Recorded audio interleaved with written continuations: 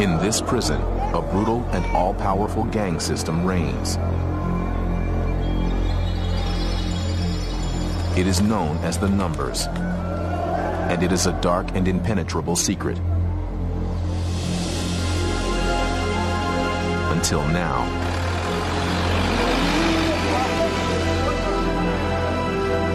This is the story of a daring and dangerous mission. To reach into the hearts of hardened criminals, change them, and challenge them to resist the lure of their old violent ways.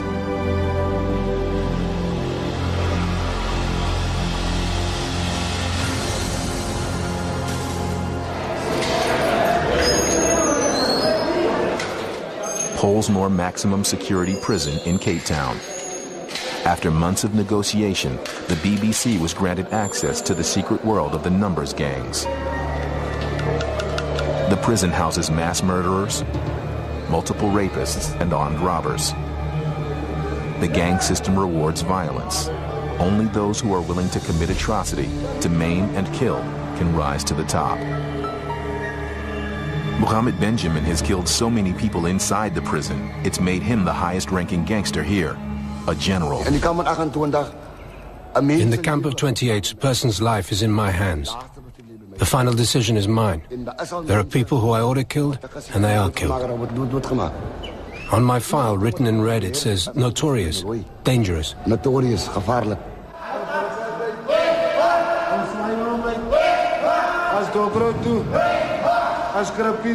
Most prisoners here are awaiting trial. It can take up to 4 years for a case to come to court. While they're here, the Numbers gangs can trap them for life.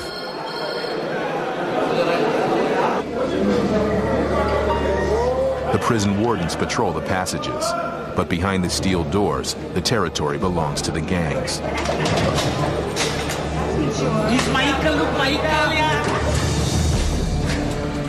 They have their own elaborate military hierarchies, their own laws, their own codes of conduct and punishment, and until now, an unbreakable code of secrecy. Mohammed lives in cell 191 with 36 other prisoners. The gang he leads, known as the 28, is the oldest and most powerful gang of all. It was founded in 1906 as a revolt by 28 black prisoners.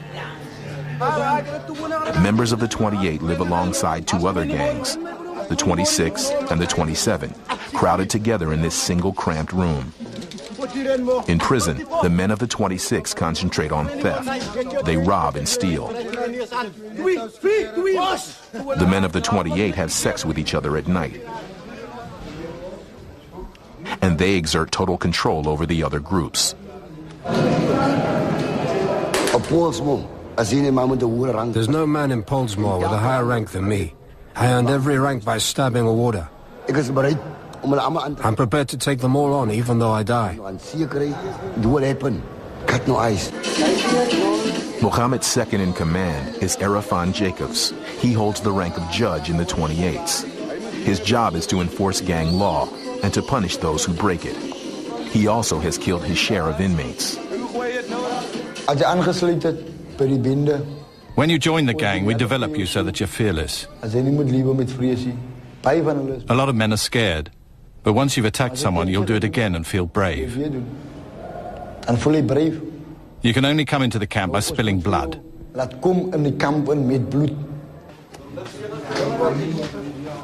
The gangs demand constant demonstrations of loyalty. They carve the emblems of their allegiance into their skin. This is their uniform.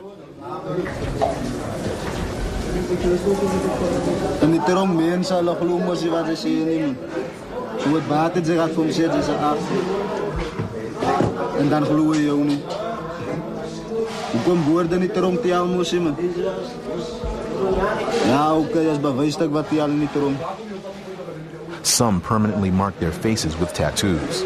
It is the complete abandonment of all hope of a life outside. The day I came to prison, I had a grudge against my mother, and I cut these words, "I hate you, Mum, I don't care," all over my face, because I thought I'd never come out of prison. Stik ek die woorde, I hate you, mom, en spit aan my grave. As ek kom met If she came to visit, I chased her away and told her I don't want you to visit me. Nee man, ek wil nie nog besoek hê van jou nie man. I even told her I'd kill her the day I came out of prison. Doe dit maar as ek die dag uit die tronk uitkom.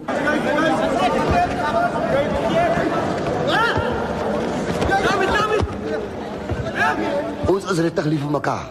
We really love each other. I'm prepared to die for the next 28, and he's prepared to die for me. I'm prepared to commit murder for him.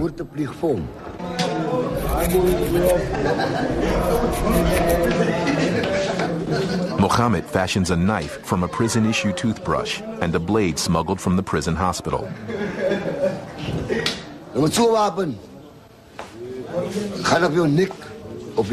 With this weapon, I'm going to go for your neck or your eyes.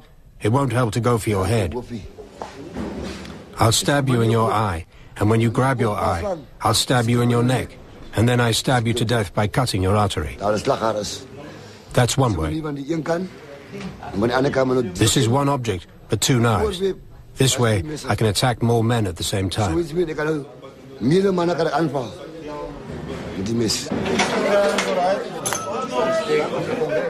The prison's wardens are natural targets for the gangs. They're only lightly armed with batons and tear gas. And they're outnumbered 100 to 1 by the men of the Numbers gangs. One warden discovers that he's been selected as a target. Someone in the Numbers has plans to stab Barry Coetzee as a test of courage. A number's been called on me, which means I'll be stabbed or cut with a blade. My blood has to flow. So it could mean either I die or I bleed. There's no way you can defend yourself. It's terrifying.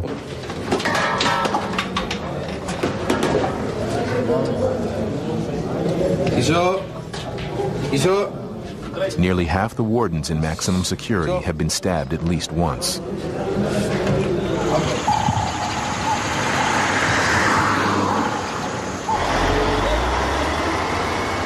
The road to the Numbers gangs begins even before a newcomer arrives in prison, in the back of the police truck that brings them here.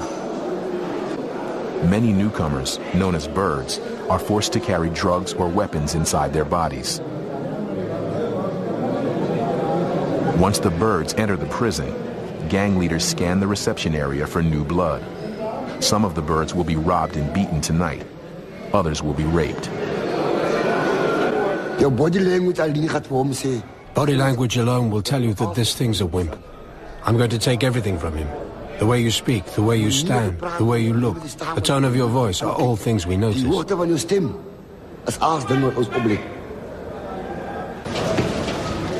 The prison authorities try to stop recruitment, but the Numbers gangs now dominate every maximum security prison in South Africa. And birds must obey gangster rules. A non-gangster is entitled to nothing.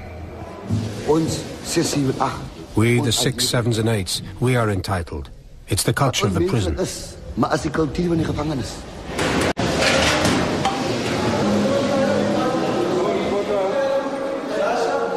At lockup time, the wardens retreat from the life of the prisoners.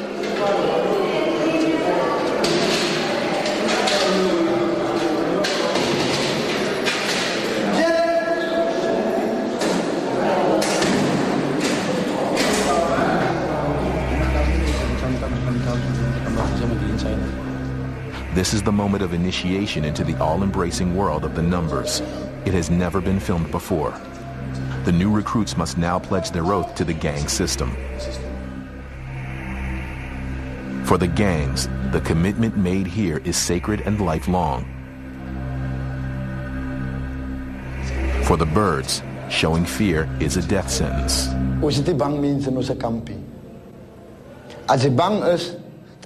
We don't have scared people in our camp. If you're scared, you could betray us. If we see you're scared, we'll kill you.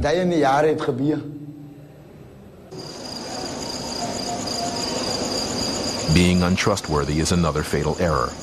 Mohammed recalls conducting a gruesome murder of one unreliable inmate. I was naked so that the blood wouldn't splatter my clothes. I was the first to sever the artery. The heart was removed and eaten. I personally ate first.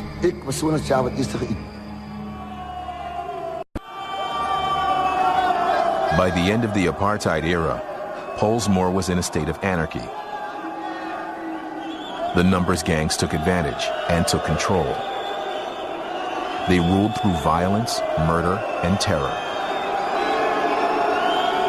The situation inside the prison was chaotic. It was very tense, so much so that the personnel were too scared to enter the prison. Over the years, South Africa has changed. Johnny Jansen, the first black man to head maximum security here, wants the prison to change along with it. He realizes he needs to do something as bold as the gangs. So he brings in an expert in conflict resolution. But the expert herself is soon caught off guard on the first visit. I'd never been in a prison before. And as I walked down the corridor, the faces looking back at me, I saw my brother, my uncle, my friend. They looked no different. And I was very sad. I was struck by such a deep sadness.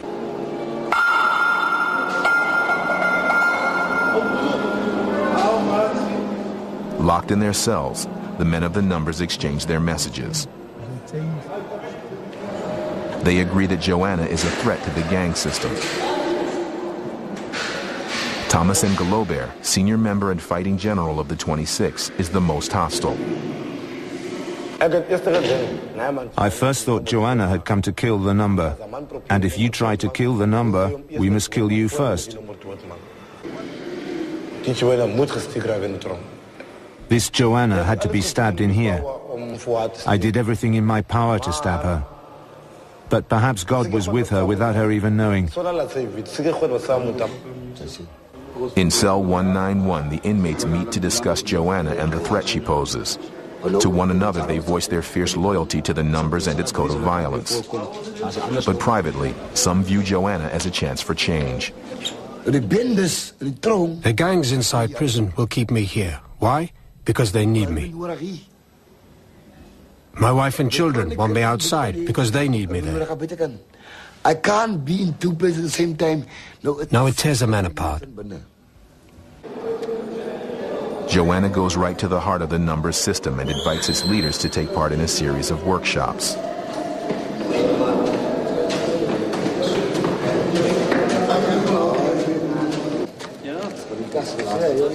They gather in an isolated cell in the prison roof. This is no ordinary cell. It's where Nelson Mandela was held for 6 years. The place where he began negotiations with the old apartheid regime. This is an historic occasion. Continue with the workshop. So let's just stand it up. The symbolism is not lost on them.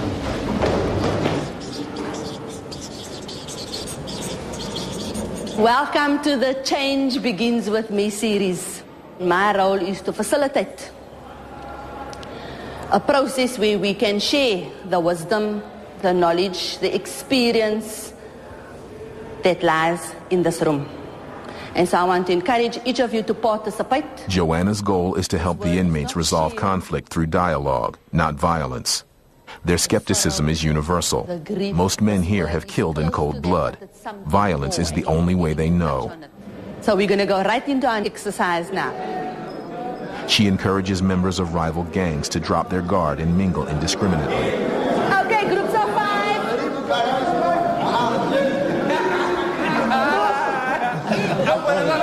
Keep moving. 2. Stay there.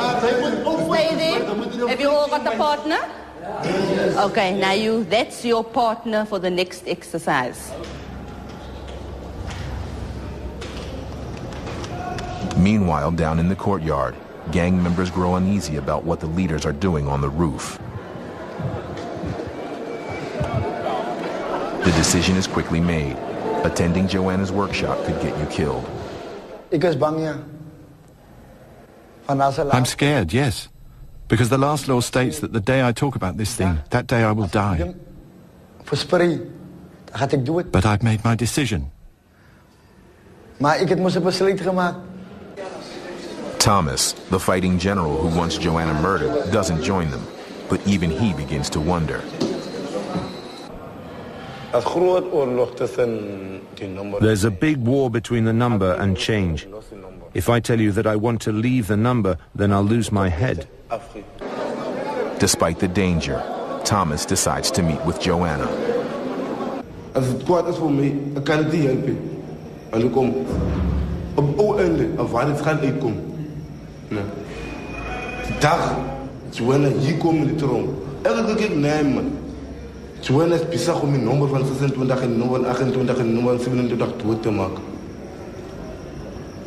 Dat was mijn ding wat echt gedaan met tijd. In andere woorden, hij legt weer voor ons uit. Dit is mijn plan. Als om voor Joanna laat gestigen raken, want ik kom roeien met zijn nummer. I admire this courage to admit that to me.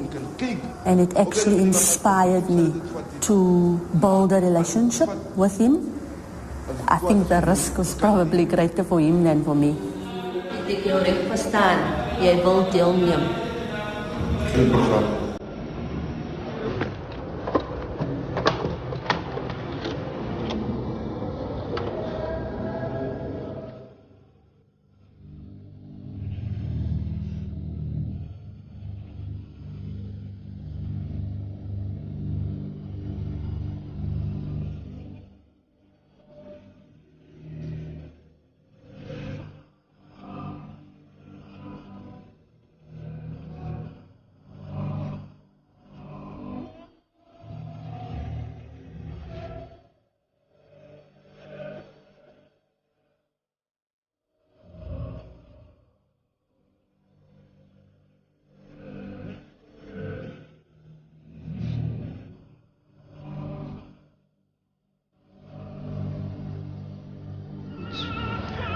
That kind of music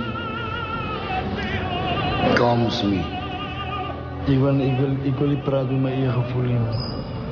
Joanna zijn mensen gevoelens. Tel ons bij man. Het tel bij. Nou. Ik meen als een powerful ding dat nou ik is net een beetje voorzichtig met mijn eigen gevoelens. Oké. En mijn doel is niet om jou te dwingen om je gevoelens te delen nie. Maar als ons ook to help us understand conflict. Wat doen ons met onze gevoelens in die tronk? We press it down. We suppress it. Why do we do that? We don't want other people to see. Why else? We are men. We're scared. And we are men. And you are men. Because you got that message from birth. You're a boy and boys don't cry. And men don't cry. And gang members don't cry. And gang leaders don't cry. Dankie, ik kom mensen. Pas hier.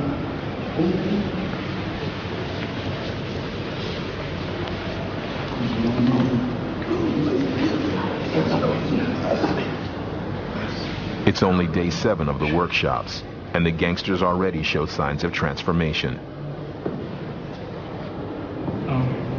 Dankie. Ik weet, ons allemaal vertrouwen elkaar, zoals hier in die klassen is. Ik hoop maar niet, ons maken een grotere succes. Dat allemaal kan weten waarna ons toe streven. Ons gaan niet terug in, ons gaan vorentoe.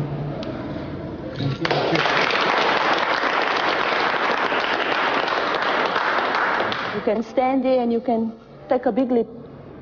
What do you mean run and just jump, just jump? Okay guys, I'm going to do this now because I want to feel the way I've never felt before. I've never been kissed by people in my whole life. Right, I'm ready.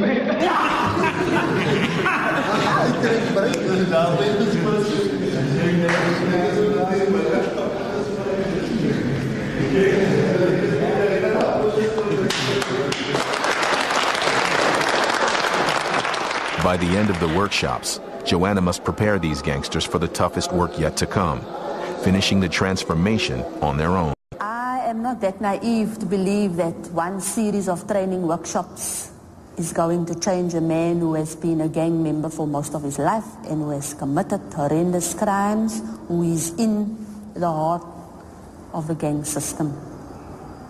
But I see a struggle, and while that struggle is there, I will engage with it. Muhammad, you're not with us? You want to tell me what's happening with you? Joanna, I'm feeling like an idiot. Because I'm also a follower. I follow other people, and I feel pain not in my heart, but in my gut. And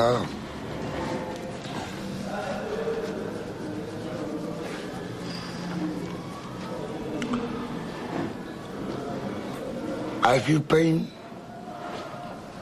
for all the pain that I've caused in other people's lives, in my family's lives, and my life too.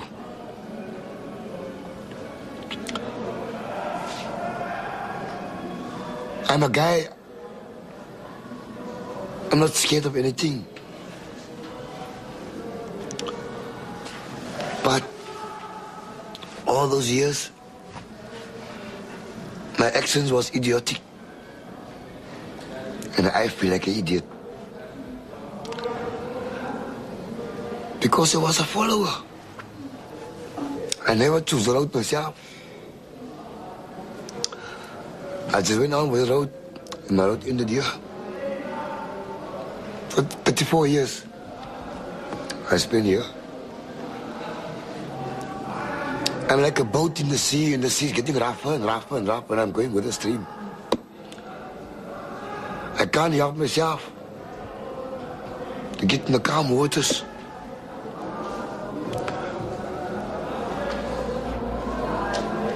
And for now, that's all I'm going to say.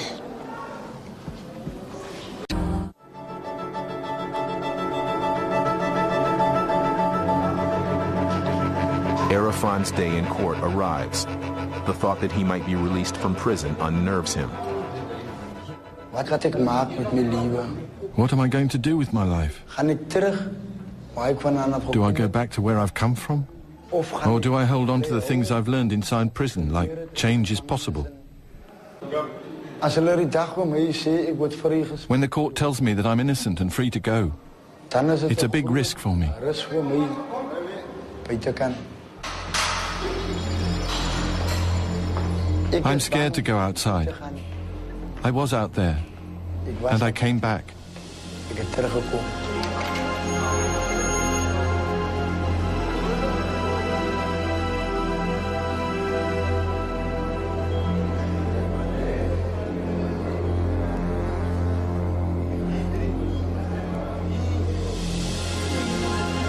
Arafan has no choice but to face his fear. The judge throws out his case. He's free to go.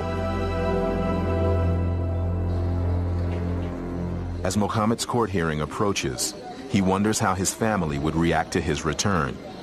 He met his wife Rahmat when she was 12 years old. By that time, he was already a hardened ex-convict. The first time I saw Rahmat, I'd already sodomized boys. I'd already raped. I was standing on a corner. She didn't see me. Before she knew it, I had her around the neck.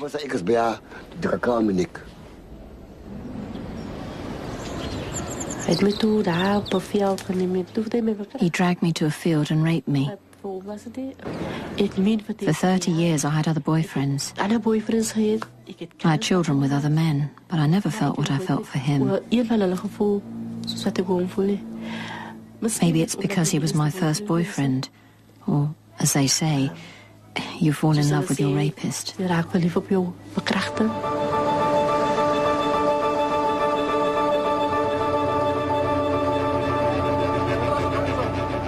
This is the community that Mohammed and Arafan must face when they leave prison.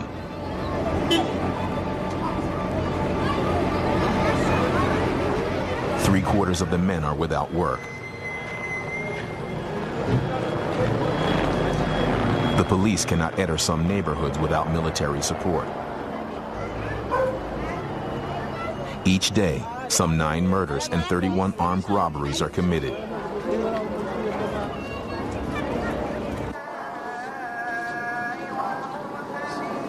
There's one small bedroom in Mohammed's house. It's shared by his mother-in-law, who's bedridden, 2 of his stepdaughters, and 2 grandchildren. Mohammed's wife, Rahmat, works as a cleaner in a factory.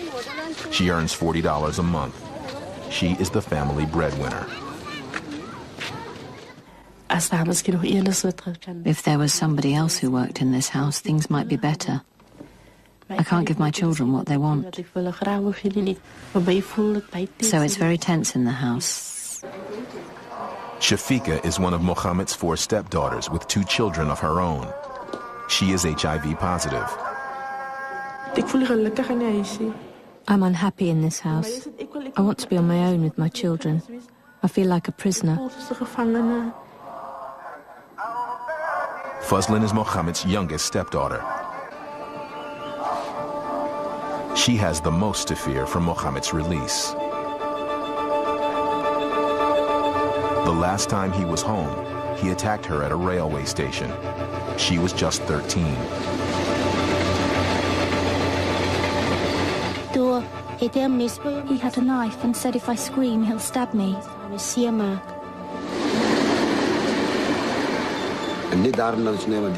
I saw that this child isn't willing. She's not prepared to do this. So I began to force.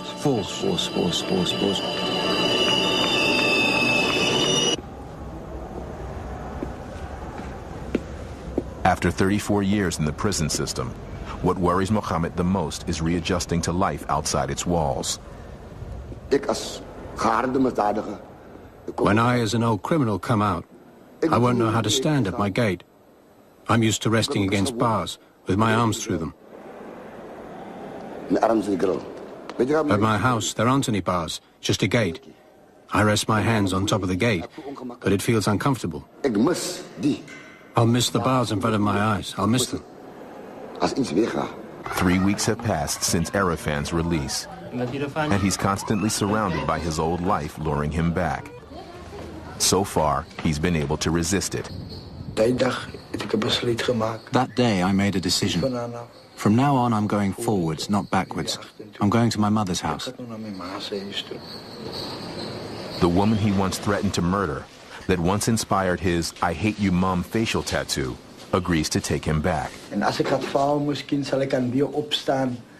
Sy was eers baie onrustig. Ek het gesien waar het ons miskien verkeerd gegaan nie. Ek kan nie sê waar, ek kan nie ou verkeerd gegaan het, laat sy moet op die pad gegaan het. Maar ek weet Allah Ta'ala begin dat sy nou op die regte pad is.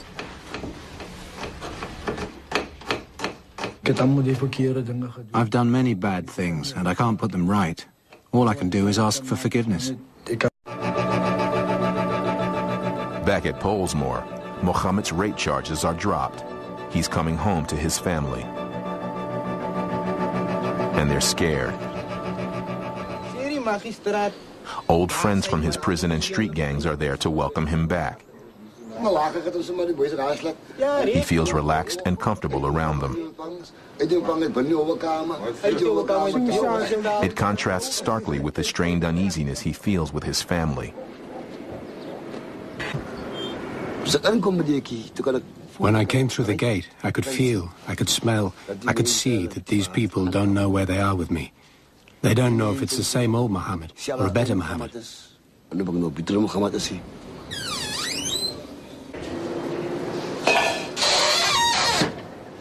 As the days pass, Mohammed grows more and more distant from his family.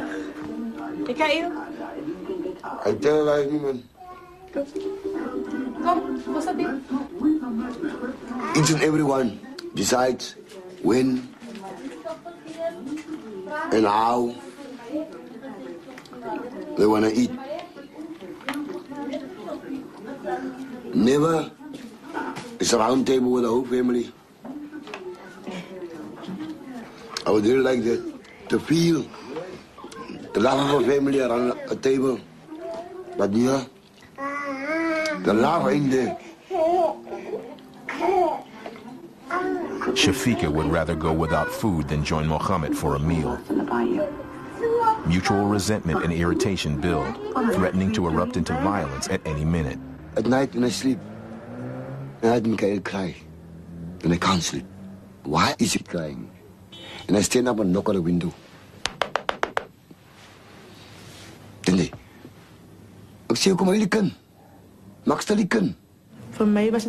It sounded like he wanted to break the window because my child was crying and I couldn't get him to stop. He came in and threatened to beat me. Mohammed is not yet ready to resolve the conflict through dialogue and further retreats into his own world. There are times when I don't talk to anyone. They think things are going to start again. But nothing's happening. I don't feel like talking, and they're scared. They're afraid.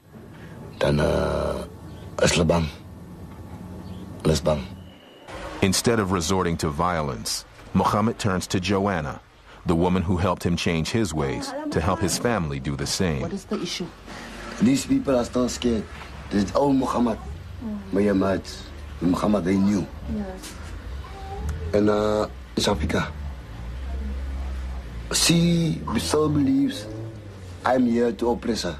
I nearly hit her with a pickaxe, a pick handle. In the past. I mean, een pak stil man. Mensen kunnen staat minus iets gevaarlijk aan het dood staat.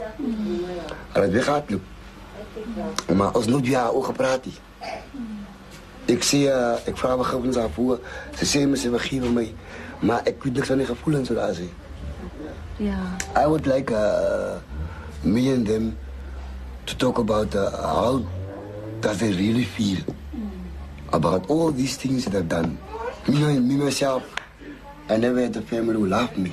Hij heeft nog nooit van mij een kooi gekopieerd. Nog nooit een kast gekopieerd. Ik moet naar mijn kast toe maken. Mohammed had commanded respect as a gang leader in prison. Unable to get a job, he is now held in contempt by his family. Wil je weer krijgen? Ik heb gewerkt dat hij 5 jaar wil wat man. Van het dwang en in tronk. Ja, maar als hij niet nooit aangevangen had, dan was hij niet daar niet. Ja, maar die aparte dagen wist ik niet nooit aangevangen. Dit kan niet apart, dit blijven ze met onszelf blameren. Het was daar, hoe kan ik niet blamen? Het was reality. Voor al die jaren was hij nog nooit voor mij gezorgd. Before she agrees to work with the entire family, Joanna encourages Mohammed to examine his violent nature by tracing it back to its source. Back to the point where his heart hardened. Back to his painful childhood. I saw a lot of brutality. I saw a lot of people hurting other people. And as the years passed by, I became involved in this turmoil. Like a circle. Everybody here gets involved. Mohammed's mother died of tuberculosis when he was just 9. The day she died, I couldn't cry. With her death, everything died.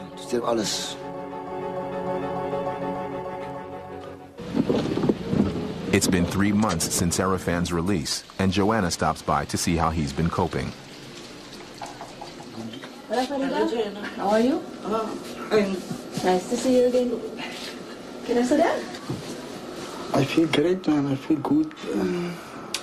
I'm gonna show you. Okay. Arafan has been making real progress. Proudly, he tells her he's been drug-free for more than 2 months. 50 days. And this was the last one, the 60 days. The green one. Clean and serene for 60 days. I'm into it now. I'm making it in my life.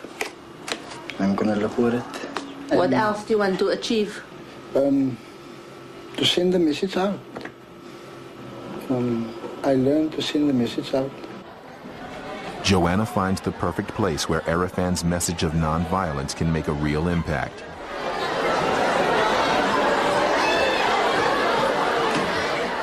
Wat ik voor jullie wil zeggen is, crime doesn't pay. You will never pay. Ik geloof jullie allemaal het roemen. En no matter wat het is, maar try net om positief te denken.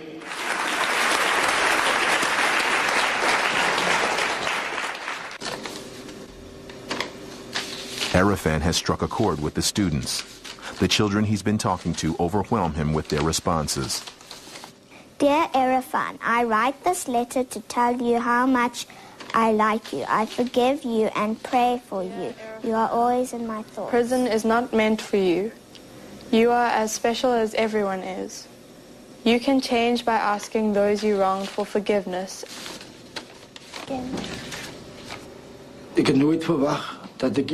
I never expected to get support from children. It gives me power to carry on with what I'm doing.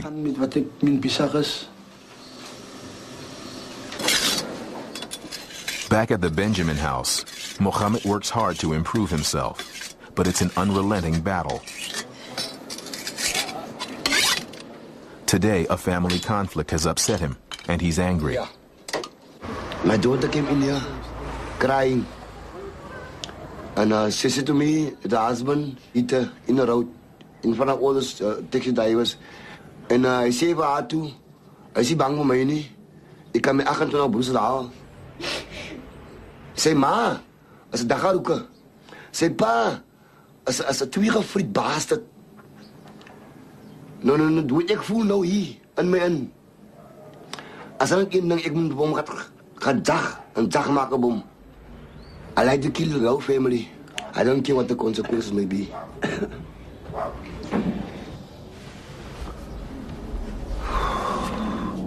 This moment could break Mohammed.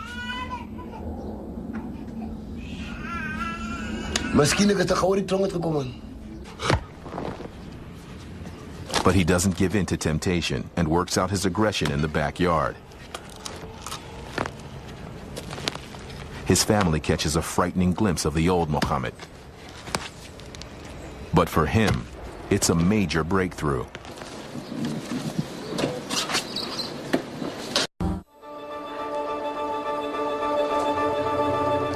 Arafan is about to take the biggest step on his journey toward redemption.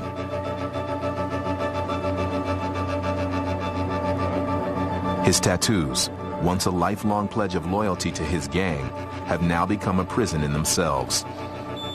Hearing Arafan's story, this Cape Town doctor offers to remove them for free.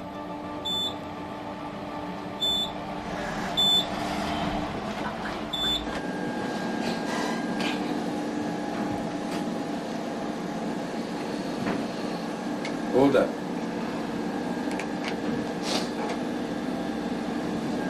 Om te ding, ek bly saam met my ma in een huis en kyk elke dag na. Ek droom elke dag om te net laat ek net die kan van my gesig afhaal en dat ek maar net 'n normaal lewe kan lewe.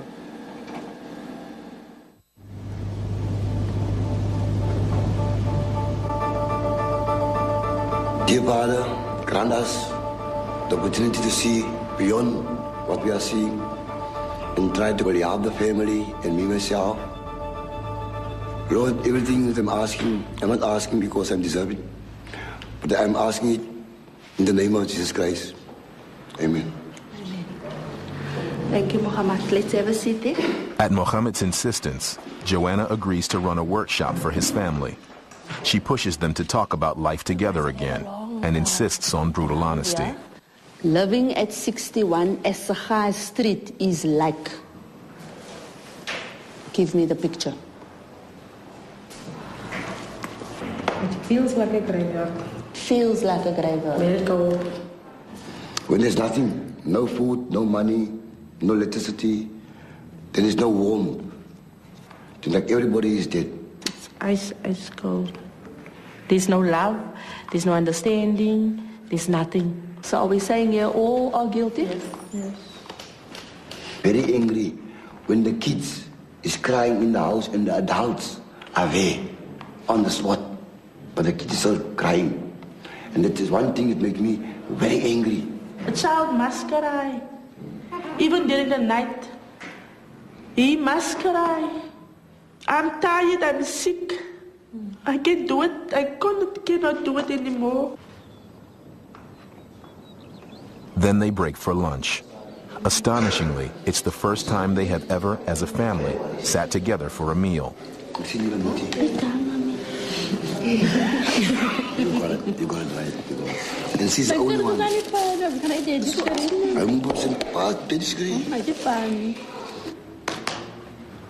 Later, Joanna uses the same exercises she used to open the hearts of hardened criminals. What does this teach you about cooperation? 461 Esther High Street. We can laugh together and we can play together. We can play together. And we can even cry together. So it's about giving and receiving. They break again, and there is another family first. Mohammed asks to hold his grandson. I was partly scared. I never done it before. And it surprised me that I was so small at the time to get this big now. I don't think there's anything stopping Muhammad from living a meaningful life. He is faced with many challenges though. I just hope the Almighty Father in heaven make your heart so soft that you can love me, a killer, ex-gang leader in prison and outside prison. I know it's hard for you to love me for the deeds I've done in the past, but pray for me. Don't do such things anymore in the future. And I will pray for your love. That's all I want from you is your love.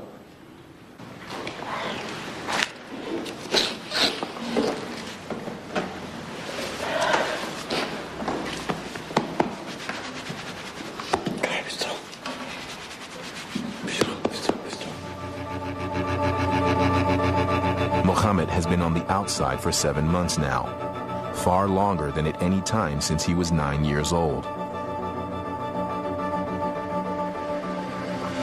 What started out as a doubtful experiment has turned into a remarkable journey, and also a work in progress. I'm not an angel. I'm not that clean yet. I'm struggling. And I believe I can become clean. But it don't happen overnight. But I made the first step. I said no to crime. I made the first step. I made the choice not to go back to prison again. I'm gonna get it right.